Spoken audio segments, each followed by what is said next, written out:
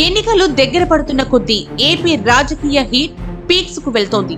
ఏడాది మారి ఎన్నికల ఏడాదిలో అడుగు పెట్టగానే వైఎస్ షర్మిల కాంగ్రెస్ లో చేరడంతో రాష్ట్ర రాజకీయాలలో కీలక మలుపు చోటు చేసుకున్నట్లయింది. నిజానికి షర్మిల తెలంగాణలో పార్టీ ప్రారంభించిన సమయంలో కాంగ్రెస్ పార్టీలో చేరినట్లయితే ఇంత ఎఫెక్ట్ కనిపించేది లేదు. కానీ సరిగ్గా ఎన్నికలకు ముందు షర్మిల కాంగ్రెస్ లో చేరడం, అది ఏపీలో రాజకీయం మొదలు పెట్టనుండడం ఆసక్తిని పెంచింది. కారణం, షర్మిల కాంగ్రెస్ లో చేరిక ఖచ్చితంగా తన అన్న జగన్మోహన్ రెడ్డికి నష్టం చేసేదే కావడం. నిజానికి ఈసారి తనకు ఓటమి తప్పదని జగన్మోహన్ రెడ్డి ఎప్పుడూ నిర్ణయించుకున్నారు. రకరకాల మార్గాల ద్వారా సర్వేలు చేయించుకున్న జగన్ ఓటమి తథ్యమనే తెలపడంతో నష్ట నివారణకు ఉన్న ఏ అవకాశాన్ని కూడా వదలకుండా తన ప్రయత్నాలు తాను సాగించారు. ముందుగా టీడీపీతో పవన్ కళ్యాణ్ కలిస్తే తనకు నష్టమని భావించిన జగన్ ఆ పొత్తు పొడవకుండా విచ్ఛిన్నం చేయడానికి చేయగలిగిందంతా చేశారు. కానీ ఆ పప్పులేం ఉడక్కపోవడంతో కనీసం తమ అభ్యర్థులను మార్చేసి వైసీపీ క్యాడర్లో అసంతృప్తి తగ్గించాలని ఆశపడ్డారు.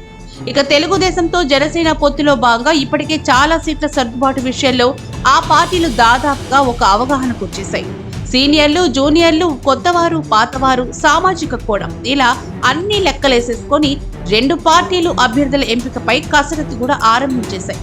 దీంతో ఈ రెండు పార్టీలో ఉన్న అభ్యర్థుల్నే అడ్జస్ట్ చేసుకుని పోటీకి దిగాల్సిన పరిస్థితి ఉంది.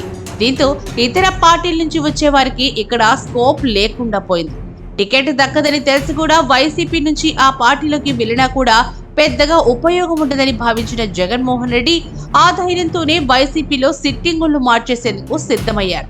తెలుగుదేశం, జనసేనలో తన పార్టీ నుంచి గోడ దూకే వారికి చోటు ఉండదన్న ఒకే ఒక్క ధైర్యంతో జగన్ సిట్టింగుల మార్పు కార్యక్రమానికి శ్రీకారం చుట్టారు. సీట్ ఇవ్వకపోయినా చాలా మంది ఎమ్మెల్యేలు గత్యంతరం లేక పార్టీ గెలుపు కోసం కృషి చేస్తారని జగన్ భావించారు.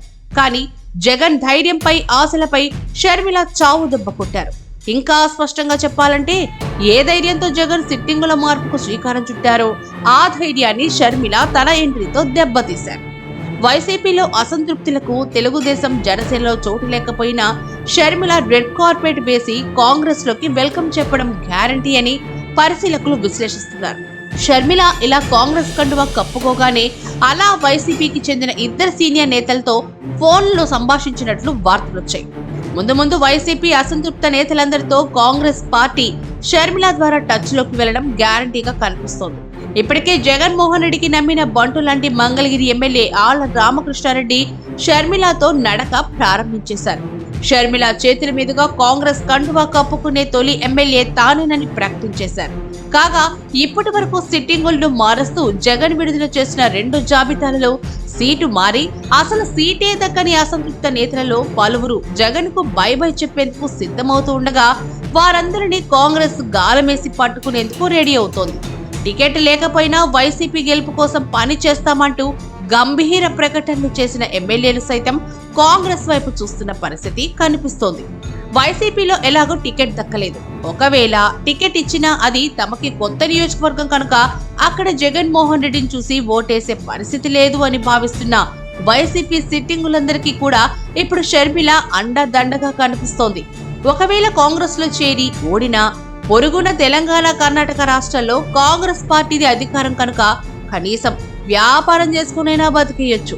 ఎలాగో వైసీపీకి అధికారం దక్కే పరిస్థితి లేదని తెలిసినప్పుడు ఇప్పుడు ఎవరి గెలుపు కోసమో పనిచేసి 5 ఏళ్ల పాటు ప్రతిపక్షంగానే మిగిలిపోవడం కన్నా గెలిచినా ఓడినా కాస్త గౌరవంగా ఉండే కాంగ్రెస్ పార్టీయే బెటర్ అని వైసీపీలో అసంతృప్త ఎమ్మెల్యేలు భావిస్తున్నట్లు పరిశీలకులు విశ్లేషిస్తున్నారు.